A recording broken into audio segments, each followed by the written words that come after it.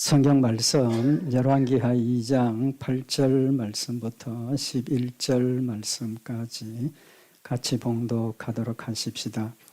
엘리야가 겉옷을 취하여 말아 물을 치매 물이 이리저리 갈라지고 두 사람이 육지 위로 건너더라. 건너매 엘리야가 엘리사에게 이르되 나를 네게서 취하시기 전에 내가 네게 어떻게 할 것을 구하라. 엘리사가 가로되 당신의 영감이 갑절이나 내게 있기를 구하나이다. 가로되 내가 어려운 일을 구하는도다. 그러나 나를 네게서 취하시는 것을 네가 보면 그 일이 내게 이루려니와 그렇지 않으면 이루지 아니하리라 하고 두 사람이 행하며 말하더니 홀련히 불수레와 불말들이 두 사람을 격하고 엘리야가 회리 바람을 타고 성천하더라. 아멘. 우리 오늘 같이 봉독한 이 말씀은 우리 지난주에 말씀 상고했던 내용의 결론입니다. 결말입니다. 엘리사가 열심히 엘리야를 쫓아갔죠. 어디까지 쫓아갔습니까? 끝까지 쫓아갔습니다. 그죠? 끝까지 쫓아가서 마지막에 이제 요단강을 건너고 엘리야가 엘리사에게 내가 너한테 뭐 해주면 좋겠느냐 이제 물었죠. 그 엘리사의 대답이 뭡니까? 당신의 영감이 갑절이나 내게 있기를 구합니다. 소원을 아뢰었는데 엘리야의 대답이 무엇입니까? 네가 어려운 일을 구하는도다. 그러나 나를 네게서 취하는 것을 네가 보면 그 일이 네게 이루려니와 그렇지 않으면 이루지 아니하리라. 엘리야의 대답이 결론이 뭡니까? 네가 하나님께서 나를 데리고 가는 걸 보면 네 소원이 이루어진다. 그 소원이 언제 이루어진다는 겁니까? 끝에 엘리야가 떠나가는 거 보면 그죠? 따라왔고 마지막에 그의 기도를 들어주신다라고 말씀을 하고 있습니다. 지난 주일날 엘리사가 엘리야를 따라간 그것이 끝까지 따라간 거다. 이제 그렇게 말씀을 상고를 했습니다. 우리 신앙생활이 끝까지 가야 된다는 거죠. 여러 면에서 모든 의미에서 끝까지 가야 된다. 이제 그런 의미를 말씀을 하시는데 엘리사가 끝까지 따라간 이유가 뭡니까? 또 그 의미가 무엇이겠습니까? 우리 신앙생활이 끝까지 따라가야 된다. 끝까지 가야 된다는 건데 그 의미가 뭔지 우리 오늘 잠시 상고를 하고 우리 신앙생활도 정말 끝까지 따라가서 하나님께서 주시는 은혜, 약속의 축복들을 온전하게 받아 누리는 그런 열매가 있기를 원합니다. 결론부터 먼저 말씀을 드립니다. 세 가지로 우리가 요약을 할 수가 있는데 첫째는 충성입니다. 충성. 지난주에도 조금 말씀을 드렸는데 끝까지 따라가는 것은 맡은 일을 끝까지 완수하는 충성입니다. 두 번째는 지금 마지막에 엘리사가 엘리야에게 내가 네게 뭐 해주면 좋겠느냐 물었죠. 그죠? 물었습니다. 그 말은 엘리사의 마음속에 어떤 소원이 있느냐, 너 무슨 소원이 있느냐는 거죠. 그죠?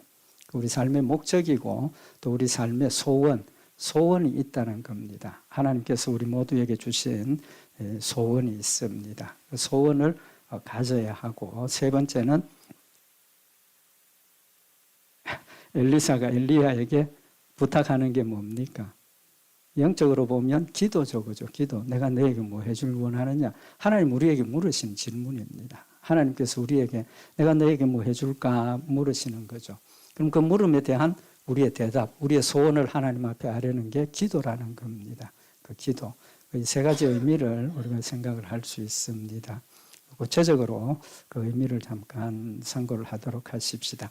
엘리야와 엘리사의 관계는 어떤 관계입니까? 우리 지난 주일날 말씀 상고했던 것처럼 스승과 제자고 후계자입니다. 그죠? 후계자고 그때 당시에 후계자를 세우고 또 훈련을 받는 일은 같이 한 집에서 거하면서 생활하면서 가르치고 배우고 도제 교육이죠. 그죠? 이제 그런 관계이기 때문에 엘리사는 엘리야를 배우는 선생님이기도 하지만 섬기는 자도 된다는 거죠. 같이 생활하면서 스승이 하는 모든 일들을 돕고 후원하고 또 섬기는 이제 그런 역할을 하는 겁니다.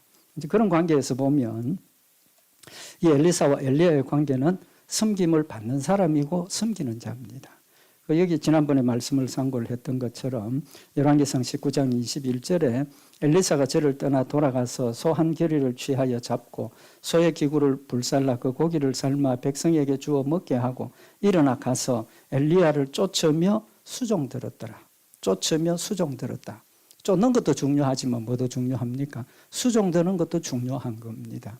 이 수종들었다는 그 히브리 원어의 의미는 상전을 섬기는 것, 뭐 그런 뜻도 있지만 제사장들이 성전에서 하나님을 섬기는 것, 제사를 드린다든지 그런 때 사용하는 단어입니다. 그런 관점에서 보면 엘리야와 엘리사의 관계가 단순히 스승과 제자의 관계가 아니라 믿음으로 하나가 되고 또 믿음의 역할을 전수하고 가르쳐주고 또 배우고 훈련받는 이제 그런 관계를 의미를 하는 거죠. 그런 관점에서 보면 엘리사의 사명은 배우는 것을 포함해서 전부가 섬김에 대한 훈련이고 섬기는 사명이라고 할 수가 있습니다. 그런데 지난주일 날 말씀을 상고를 했던 것처럼 하나님께서 엘리야를 데려가시기 위해서 이제는 있던 그곳 길갈에서 떠나라고 하시죠. 떠나라고 하십니다. 떠나라 할 때 엘리야가 엘리사에게 뭐라고 이야기를 합니까? 열왕기하 2장 2절에 보면 엘리야가 엘리사에게 이르되 청컨대 너는 여기 머물라 여호와께서 나를 베델로 보내시느니라. 지금 엘리야가 엘리사에게 출발을 하면서 너 여기 이제 머물러라. 하나님께서 나를 다른 곳으로 가라고 하신다. 그 말의 의미는 뭐겠습니까? 계속 엘리야가 엘리사의 섬김을 받아야 될 필요가 있다면 같이 가자 하겠죠. 그죠? 같이 가자 할 겁니다. 근데 이제는 너 여기 머물러 있으라 라고 이야기를 하는 것은 이제까지의 스승과 제자의 관계가 정리가 되었다는 겁니다. 그 의미는 이제 엘리사가 엘리야의 후계자로 선지자로 세움을 받았다는 것을 엘리사가 인정을 하고 지금 선언을 하는 그런 의미가 있는 거죠. 그런 관점에서 보면 지금 엘리사가 엘리야를 섬겨야 되는 의무가 있습니까? 없습니까? 이제는 끝이 난 겁니다. 후계자로 세워졌으니까. 두 번째도 똑같이 엘리야에게 엘리사가 여기 머물라 그렇게 이야기를 하죠. 또 지난주에 상고를 했던 것처럼 베델이나 여리고에 있던 선지자의 생도들이 엘리야에게 하는 이야기가 엘리사에게 하는 이야기가 여호와께서 오늘날 당신의 선생을 당신의 머리 위로 취하실 줄을 아나이까? 다 알고 있는 사실이라는 겁니다. 하나님께서 엘리사를 후계자로 세웠다는 사실을 엘리야만 알고 엘리사에게 이야기하는 게 아니라 모든 사람들이 다 알고 있는 상황이라는 겁니다. 그렇게 보면 같이 갈 의무가 전혀 없다는 게 확실하죠. 그런데 엘리사의 대답이 뭡니까? 나는 끝까지 따라가겠습니다. 그 다음에 당신의 스승을 데려가실 줄 당신이 압니까? 엘리사의 대답이 나도 안다. 잠잠하라. 그런 말 하지 더 이상 말하지 말라. 그 말이죠. 확실하게 끝까지 따라가겠다는 결심이 있고 또 자신의 섬김의 사명을 이제는 벗어났지만 의무가 아니고 강요가 아니고 하나님께서 주신 그 사명을 뭐해서 스스로 자발적으로 자원해서 이미 스승이니까 천국 가시는 그날까지 내가 그를 섬기는 것이 좋겠다라는 그런 마음에서 말리고 또 확실히 확인되었지만 끝까지 따라가는 그런 모습을 보여주고 있는 겁니다. 그 모습이 뭡니까? 충성이죠, 충성.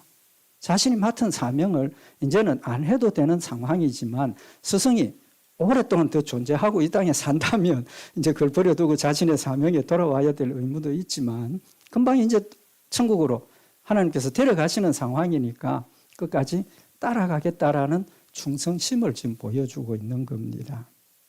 사도 바울이 고백을 한 게 뭡니까? 사도행전 20장 24절에 보면 나의 달려갈 길과 주 예수께 받은 사명 곧 하나님의 은혜의 복음을 증거하는 일을 마치려 하면은 나의 생명을 조금 더 귀한 것으로 여기지 아니하노라. 사도 바울의 고백이 하나님께서 나에게 맡겨주신 이 복음 전하는 일을 마치기 위해서 그의 목적은 하나님 맡겨주신 이 사명을 끝까지 마치는 것에 초점이 맞춰져 있다는 것을 밝히고 그 복음을 증거하고 그 일을 마치기 위해서는 나의 생명을 조금도 아끼지 않는다라고 목숨 걸어놓고 하나님께서 맡겨주신 그 사명을 감당하겠다라고 고백을 하고 있는 거죠.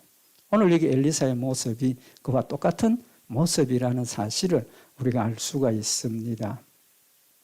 하나님께서 여러분과 저에게 원하시는 게 뭡니까? 믿음이죠. 또 뭐 사랑이고 여러 가지가 있을 수 있습니다. 하나님의 일과 관계해서 우리가 생각을 해본다면 뭐가 되겠습니까? 뭐 대답하실 필요 없죠. 그죠? 오늘 주제가 뭡니까? 충성이니까. 하나님 여러분과 저에게 원하시는 게 충성입니다. 고린도전서 4장 1절에 보면 사람이 마땅히 우리를 그리스도의 일꾼이요 하나님의 비밀을 맡은 자로 여길지어다. 그리고 맡은 자들에게 구할 것은 충성이니라. 모든 사람이 한 사람도 빠짐없이 예외가 없습니다. 모든 사람이 하나님의 일꾼이고 사명자입니다. 정도의 차이가 있고 내용의 차이는 있지만 확실한 것은 여러분과 제가 세상에 빛이 되라 하셨고 소금이 되라 하셨던 가장 기본적인 믿음의 열매에 대한 것은 여러분과 저가 똑같이 사명을 받은 겁니다. 그게 사명입니다. 맡은 자에게 구할 것은 사명, 그 사명은 충성이라고 분명히 말씀을 하셨습니다. 우리의 삶의 목적이, 우리의 삶의 목표가 어디에 맞춰져야 됩니까? 내 삶이 하나님께 영광이 되고 세상이 빛이 되고 소금이 되고 하나님 맡겨주신 일이 크든 작든지 간에 그 일을 충성스럽게 감당하는 것이 우리의 사명이라는 사실을 말씀을 하고 있는 겁니다. 디모데후서 2장 2절에 보면 사도 바울이 디모데에게 부탁을 하는데 또 네가 많은 정인 앞에서 내게 들은 바를 충성된 사람들에게 부탁하라. 저희가 또 다른 사람들을 가르칠 수 있으리라. 하나님 말씀을 가르치고 복음을 전하는 일에 아무에게나 맡기지 말고 충성된 자에게 맡기라고 부탁을 하고 있습니다. 한 가지 질문을 해보겠습니다. 아브라함, 모세, 사도 바울, 예수님 공통점이 있습니다. 공통점이 뭡니까? 대답은 하시지 말고요. 아까도 말씀드린 것처럼 오늘 주제가 뭡니까? 충성이죠. 충성. 아브라함, 모세, 사도 바울, 예수님 공통점이 충성입니다. 하나님 앞에 충성했다는 거예요. 느헤미야서 9장 7절에 보면 주는 하나님 여호와시라 옛적에 아브라함을 택하시고 갈대아 우르에서 인도하여 내시고 아브라함이라는 이름을 주시고 그 마음이 주 앞에서 충성됨을 보시고 더불어 언약을 세우사 그랬습니다. 아브라함이 믿음의 조상이 된 이유가 한 가지 있어요. 한 가지. 뭡니까? 충성되었다. 그 마음이 충성됨을 보시고 하나님께서 그에게 믿음의 조상으로 세워주셨다는 겁니다. 모세는 어떻습니까? 모세도 이스라엘 백성들을 지도자로서 가나안 땅에 이끌어가는. 그러니까 어떤 면에서 보면 아브라함과 모세의 역할이 같습니까? 다릅니까? 같은 겁니다. 복음에 초점이 맞춰지고 예수 그리스도가 우리를 대신해서 십자가에 못 박혀 죽으시고 우리가 그를 믿음으로 천국 간다라는 그 명제에서 보면 모세나 아브라함은 같은 사람이에요. 같은 사명을 가진 겁니다. 근데 민수기 12장 7절에 보면 내 종 모세와는 그렇지 아니하니 그는 나의 온 집에 충성됨이라. 충성됨이라. 모세를 거스려서 대적하는 그때 하나님께서 사람 불러놓고 모세는 너희와 다르다. 뭐가 다르다는 겁니까? 그는 나의 온 집에 충성됨이라 라고 말씀을 하고 있습니다. 그러니까 아브라함, 모세 충성된 사람입니다. 또 사도 바울은 어떻습니까? 사도 바울은 제일 앞장서서 예수 믿는 사람들을 핍박하고 교회를 잔해하고 무너뜨리려고 했던 그런 사람이었지 않습니까? 그런 사람을 하나님께서 부르셔서 택하셔서 복음의 핵심적인 역할을 감당하는 사도로 세워주신 그 이유가 뭐냐는 겁니다. 디모데전서 1장 12절에 보면 나를 능하게 하신 그리스도 예수 우리 주께 내가 감사함은 나를 충성되이 여겨 내게 직분을 맡기심이니. 충성되이 여겨 직분을 맡겼다고 그랬습니다. 어떻게 보면 사도 바울의 성격이 예수님을 알기 전에는 뭘 열심히 섬겼습니까? 율법에 가장 앞장선 사람 아닙니까? 율법대로 살려고 노력했던 사람입니다. 율법의 관점에서 보면 예수님은 어떻습니까? 하나님 이름은 망령되 일컫지 말라 그랬고 우상 숭배하지 말라 그랬고 우상 만들지 말라 그랬는데 예수님을 알지 못할 때는 예수님이 내가 하나님의 아들이다, 내가 하나님이다라고 이야기를 하니까 그걸 두고 보면 됩니까? 안 됩니까? 그 마음이 그만큼 열심히 있고 하나님 믿는 믿음에 충성되었기 때문에 예수님을 알기 전에는 그 일에도 충성되게 일을 했다라고 저는 생각을 합니다. 그의 그런 충성된 마음이 예수 그리스도를 믿게 되고 영접하게 되고 예수님을 알게 되니까 그 일에도 충성되게 일을 했다는 겁니다. 충성되게 일했다. 그래서 그의 마음이 충성됨을 알 수가 있다는 거죠. 예수님은 또 어떻습니까? 히브리서 3장 1절에 보면 그러므로 함께 하늘의 부르심을 입은 거룩한 형제들아 우리의 믿는 도리의 사도시며 대제사장인 예수를 깊이 생각하라. 예수님 깊이 생각하라는 거죠. 저가 자기를 세우신 이에게 충성하기를 모세가 온 집에 한 것과 같으니 예수님도 충성했다는 겁니다. 누구와 같이? 모세와 같이. 그러니까 모세도 예수님처럼 충성했던 사람이라는 사실을 밝히고 있는 겁니다. 공통점 결론입니다. 아브라함, 모세, 사도 바울, 예수님 충성된 사람. 충성된 사람을 들어서 하나님께서 사용하시고 중요한 일을 맡기셨다는 결론에 도달할 수 있다는 거죠. 이 충성은 우리 힘으로만 되는 게 아닙니다. 우리 힘으로 되는 게 아니고 갈라디아 5장 22절에 보면 오직 성령의 열매는 사랑과 희락과 화평과 오래 참음과 자비와 양성과 충성과 온유와 절제니 이 같은 것을 금지할 법이 없느니라. 우리가 하나님 앞에 충성할 수 있는 길은 성령님의 열매라는 사실을 말씀을 하고 있는 겁니다. 성령의 열매로 우리가 충성함을 가지기 위해서는 뭐가 필요합니까? 성령님께서 내 마음속에 역사하시는 대로 순종하고 따라만 가면 충성의 열매를 맺게 되는 겁니다. 성령이 말씀으로 내 잘못을 깨우쳐 주시고 성령님이 말씀으로 하나님의 뜻을 밝혀주시고 성령님 말씀으로 힘주셔서 기도하게 하실 때 열심히 엎드려 기도하고 따라 순종하기만 하면 그 열매는 충성이 되어지는 겁니다. 내 노력으로 되는 것이 아니라 하나님께서 내 가운데서 역사하시는 것을 거절하지 말고 순종하고 따라가면 저절로 충성이 된다라는 사실을 말씀을 하고 있는 겁니다. 요한계시록 2장 10절에 보면 네가 장차받을 고난을 두려워 말라. 볼지어다 마귀가 장차 너희 가운데서 몇 사람을 옥에 던져 시험을 받게 하리니 내가 10일 동안 환난을 받으리라. 네가 죽도록 충성하라. 예수님 오시기 직전에 대환란이 일어나고 예수 믿는 성도들에 대한 무서운 핍박이 일어나지만 죽도록 충성하라는 그 충성이 무슨 의미입니까? 끝까지 믿음 지키라는 거죠. 다른 의미 아닙니다. 예수 믿을래 죽을래 할 때 충성은 내 예수 믿고 죽는다 하는 게 그게 충성이라는 겁니다. 지난번에도 말씀을 참고했지만 우리가 신앙생활의 과정이 항상 상승 곡선 성장하고 성숙하는 것만은 아니지 않습니까? 살다 보면 넘어집니다. 살다 보면 원망도 합니다. 불평도 합니다. 아이고 하나님 안 되겠습니다. 날 좀 데려가십시오라는 그런 말도 하게 되어 있습니다. 그렇지만 중요한 것은 깨우쳐 주시고 이렇게 세워 주실 때 죽도록 충성하는 믿음을 지키면 그게 곧 충성입니다. 누가 충성스러운 사람입니까? 결론은 끝까지 믿음을 지키는 사람.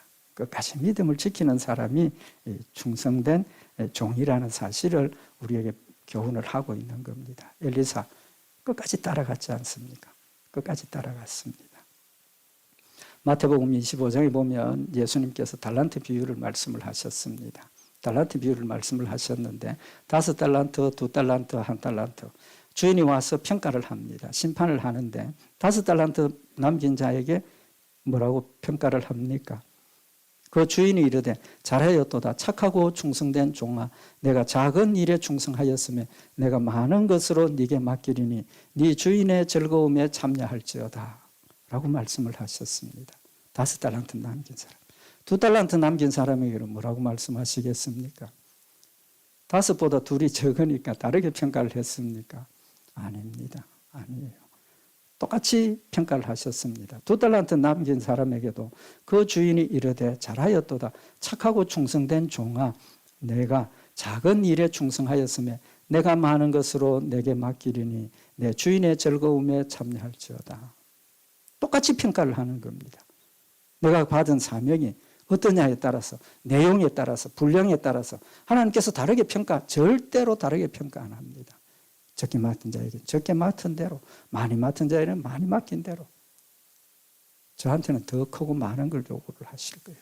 그러니까 더 열심히 해야죠. 우리 성도들보다 더 열심히 해야 됩니다. 그렇지 못하니까 미안한 거죠. 하나님 우리를 보실 때 그 맡은 일에 끝까지 그 사명을 감당하고 지켰느냐 하는 그걸 보신다는 사실을 우리가 기억을 하자는 겁니다. 충성이라고 이야기를 하고 열심히 이야기하고 이렇게 하다 보면 나는 뭐 받은 게 별로 없는데, 나는 한 게 별로 없는데, 그런 생각을 떨쳐버리자는 겁니다. 하나님께서는 한 사람 한 사람을 독립시켜 놓고 절대적인 평가를 하시는 분이지 절대로 비교해서 평가하시지 않습니다. 절대로 비교해서 평가하지 않습니다.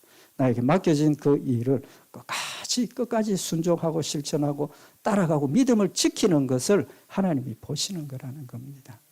예수님께서 나를 따라오라 하는 게 뭡니까? 끝까지 따라오라는 겁니다. 끝까지 따라오라는 것. 그 다음에 두 번째 의미는 뭐라고 그랬습니까? 소원, 엘리사의 마음속에 있는 소원입니다. 이 소원의 의미를 우리가 생각하기 위해서 처음에도 똑같은 말씀인데, 지금 엘리야가 엘리사에게 네 소원이 뭐냐라고 묻는 것은 언제라 그랬습니까? 마지막에, 그죠? 마지막에 묻는 겁니다. 마지막에 묻는 것. 그럼 엘리야는 지금까지 그 소원을 가지고 있습니까? 아닙니까? 그때 갑자기 그 소원이 생겼겠습니까? 아니죠. 아닙니다. 같이 생활하면서 말씀을 듣고 훈련을 받고 하나님 맡겨주신 이 귀한 선지자의 사명을 감당하는 일에 필수가 뭡니까? 영감이죠. 영감이란 영입니다. 성령을 이야기를 하는 겁니다. 그래서 스승이 가지고 있는 그 성령을 내게도 갑절에 더하여 주시면 내가 스승에 못지않게 중요한 일을 열심히 감당할 수 있겠다. 그런 결론이 도달된 거죠. 그러니까 그의 마음속에 이때까지 품고 있었던 마음이, 하나님 나도 내 스승과 같은 이런 성령의 충만한 영감의 은혜를 더하여 주십시오라는 기도를 꾸준히 했다라고 생각을 할 수 있다는 겁니다. 갑자기 생긴 게 아니고. 그런 관점에서 보면 엘리야가 마지막까지 소원을 빌 수 있도록 따라간 것은 무슨 기도입니까? 인내의 기도입니다. 인내의 기도. 처음부터 같은 소원을 가지고 있었고 또 그런 영감을 갑자기 받기를 원했지만 아직 자신이 느끼기에 그걸 받지 못했다는 그런 마음을 지금도 가지고 있다는 겁니다. 스승이 떠나지기 직전에 당신이 가지고 있는 영감의 갑절의 은혜를 가지기를 원합니다 라고 고백할 수 있는 기회를 하나님이 주시더라는 겁니다. 하나님 여러분과 저에게 각기 다 다르지만 소원을 다 주셨습니다. 소원을 다 주셨어요. 그래서 빌립보서 2장 13절에 보면 너희 안에서 행하시는 이는 하나님이시니 자기의 기쁘신 뜻을 위하여 너희로 소원을 두고 행하게 하시나니. 우리 성도들 각각의 마음속에 신앙생활을 하면서 하나님을 위해서 뭘 해야 되겠다, 난 뭘 하기를 원한다, 하나님 소원을 다 주시는 겁니다.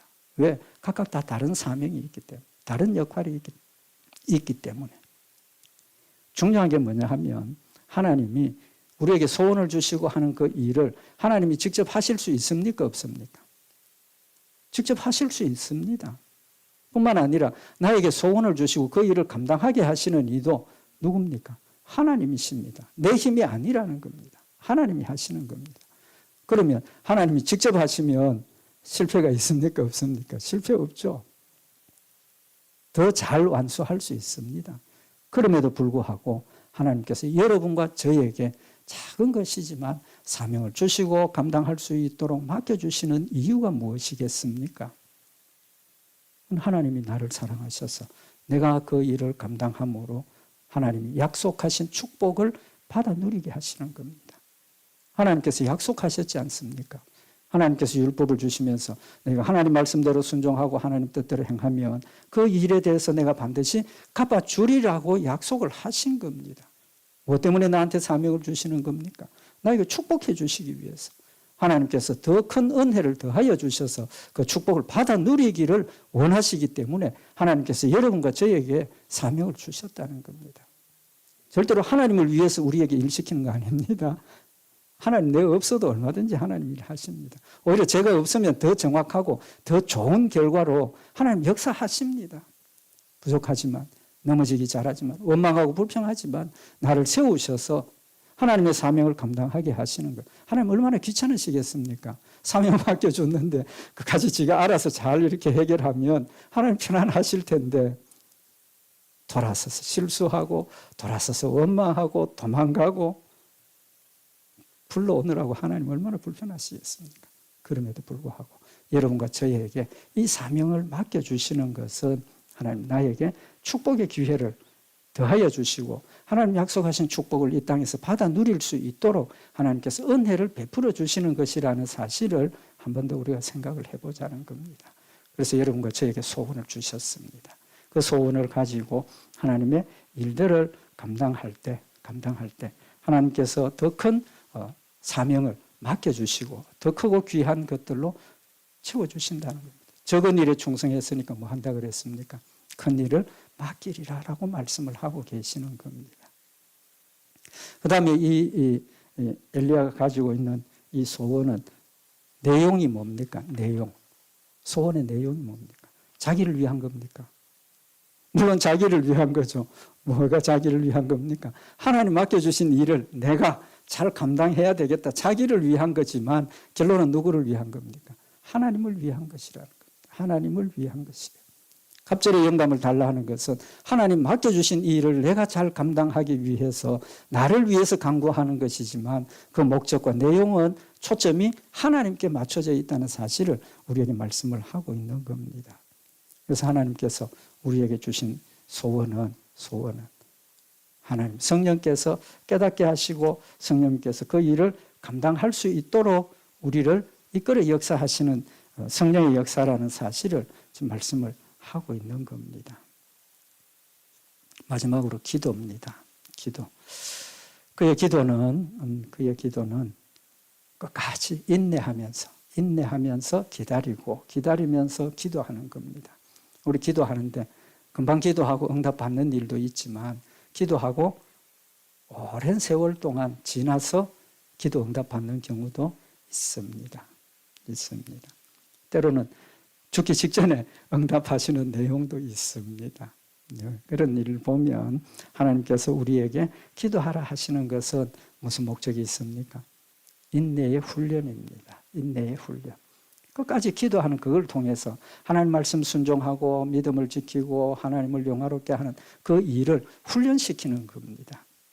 그래서 예수님께서 비유를 들어 말씀을 하시면서 너희 중에 누가 벗이 있는데 밤중에 그에게 가서 말하기를 벗이여 떡 세 덩이를 내게 빌려달라. 손님 왔으니까 밤중에 친구 집 찾아가서 내 집 먹을 게 없으니까 손님 왔는데 내 집에 있는 떡 좀 달라고. 그랬을 때 대답이 뭡니까? 친구의 대답이 내가 나하고 친구 사이이기 때문에 주는 게 아니고 친구 사이라면 안 준다. 왜? 밤에 자다가 일어나서 귀찮지 않습니까? 안 주는데 하도 안 주고 있으면 어떻게 합니까? 친구 사이는 계속 안 가고 문 두드린다는 겁니다. 문 두드리니까 잠잘라면 주고 끝내는 게 낫다. 이제 그런 뜻으로 예수님 말씀을 하시죠. 누가복음 11장 8절에 보면 내가 너희에게 말하노니 비록 벗됨을 인하여서는 일어나 주지 아니할지라도 그 강청함을 인하여 일어나 그 소용대로 주리라 라고 말씀을 하셨습니다. 그래서 예수님께서 우리에게 누가복음 11장 9절에 보면 내가 또 너희에게 이르노니 구하라 그러면 너희에게 주실 것이요 찾으라 그러면 찾을 것이요 문을 두드리라 그러면 너희에게 열릴 것이다 라고 말씀을 하셨습니다. 찾으라 두드리라 낙심하지 마십시다. 기도 열심히 하고 있는데 10년을 기도했는데 이루어지지 않았다고 아이고 이거 하나님 뜻이 아닌가 보다. 하나님 뜻 아니라도 괜찮습니다. 끝까지 기도하십시다. 기도하다 보면 하나님 뜻이 아닌 것은 하나님께서 어떻게 하십니까? 깨닫게 하십니다. 깨닫게 하신다고. 그 깨달음이 없을 때는 그 소원을 가지고 끝까지 기도해야 돼요. 끝까지 기도해야 돼요. 그래서 예수님께서 우리에게 주시는 또 한 가지 비유, 과부의 기도를 말씀을 하셨죠. 하나님도 두려워하지 않고 자기 욕심대로 자기 뜻대로 사는 그런 불의한 재판관이 있었는데 어떤 과부가 억울함을 가지고 찾아와서 좀 도와주십시오. 그때 그랬을 때 그 이야기를 들어주는 이유가 뭐라고 그랬습니까? 누가복음 18장 4절에 보면 그가 얼마 동안 듣지 아니하다가 후에 속으로 생각하되 내가 하나님을 두려워 아니하고 사람을 무시하나 이 과부가 나를 번거롭게 하니 내가 그 원한을 풀어주리라. 그렇지 않으면 늘 와서 나를 괴롭게 하리라. 괴롭게 한다. 물론 하나님 그래서 우리 기도를 들으시는 것 아니기는 합니다. 그죠? 그만큼 매달려서 열심히 기도하라는 의미를 지금 우리에게 교훈을 하시는 겁니다. 그래서 누가복음 18장 7절에 보면 하물며 하나님께서 그 밤낮 부르짖는 택하신 자들의 원한을 풀어주지 아니하시겠느냐. 저희에게 오래 참으시겠느냐. 오래 참지 않습니다. 필요한 거라면 하나님의 뜻이라면 우리의 기도가 인내의 끝에 도달하면 하나님 들어주십니다. 절대로 우리 손에 나도록 기다리신 하나님이 아니시라는 겁니다. 두 번째 기도의 내용입니다. 이 엘리야가 지금 원했던 기도의 내용이 뭡니까? 갑절에 영감을 주십시오. 그 목적은 무엇에? 자기 개인의 유익을 위해서가 아니라 하나님의 영광을 위해서 하나님 맡겨주신 그 일을 감당하기 위해서 필요한 것을 구하고 있다는 겁니다.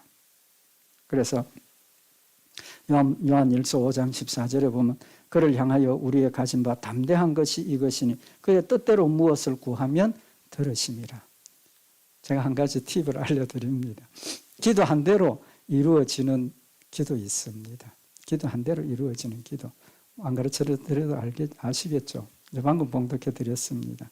그를 향하여 우리의 가진 바 담대한 것이 이것이니 그의 뜻대로 무엇을 구하면 들으심이라.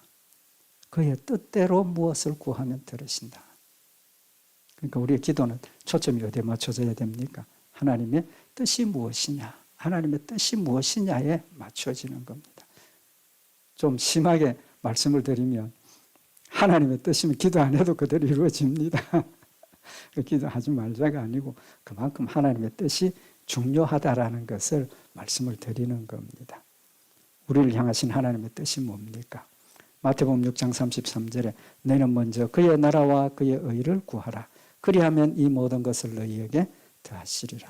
하나님 우리에게 하나님의 뜻이 뭔지를 명확하게 지금 밝혀주셨습니다. 하나님의 뜻이 뭡니까? 먼저 그의 나라와 그의 의를 구하라. 먼저입니다. 먼저. 기도의 내용이 먼저지 그의 나라와 그의 의만 구하라가 아닙니다. 그렇기 때문에 우리가 살아가면서 삶에 필요한 것도 뭐 해야 됩니까? 기도해야 됩니다. 때로는 물질이 필요할 때도 있습니다. 때로는 건강이 필요할 때도 있습니다. 때로는 명예나 권세가 필요할 때도 있습니다. 구하라는 거예요. 그것도 구하라는 거예요. 그런데 그 구하는 목적이 뭡니까? 그의 나라와 그의 의를 목적으로 삼았을 때 그것이 하나님의 뜻에 합당해진다는 겁니다. 이스라엘 백성들이 가나안 땅에 들어갈 때 하나님께서 미리 경고하셨지 않습니까? 뭘 경고하셨습니까? 네가 그 땅에 들어가서 부하게 되고 먹어서 배부르게 되고 형통하고 좋은 일이 나면 하나님 잊어버린다라고 미리 경고하셨습니다. 경고하셨습니다. 하나님께서 우리가 필요해서 물질을 주셨을 때 그 물질을 하나님 뜻대로 잘 사용을 하고 하나님께서 우리에게 명예를 주셨을 때 그 명예를 가지고 하나님의 영광을 나타내고 하나님의 말씀을 지키고 하나님의 말씀을 순종하게 하는 일에 사용하면 하나님께서 영광을 받으시는 것이고 우리가 물질의 넉넉함이 채워졌을 때 오히려 그것 때문에 세상으로 흘러가고 세상 연락에 빠져버리면 하나님 원치 않는 것이라는 사실을 말씀을 하고 있는 겁니다. 하나님 우리에게 모든 것을 다 주셨습니다. 다 주셨습니다. 하나님 우리에게 물으십니다. 예수님 십자가에 잡히시기 전에 야고보와 요한의 어머니가 예수님 찾아와서 뭐라고 요구를 합니까? 나의 이 두 아들을 주의 나라에서 하나는 우편에 하나는 주의 좌편에 세워주십시오. 명예를 구하고 있는 겁니다. 예수님의 대답이 뭡니까? 예수께서 대답하여 가라사대 너희 구하는 것을 너희가 알지 못하는도다. 모르겠습니까? 알고 구하는 거 아닙니까? 그럼에도 불구하고 예수님이 너희가 구하는 걸 알지 못하고 있다.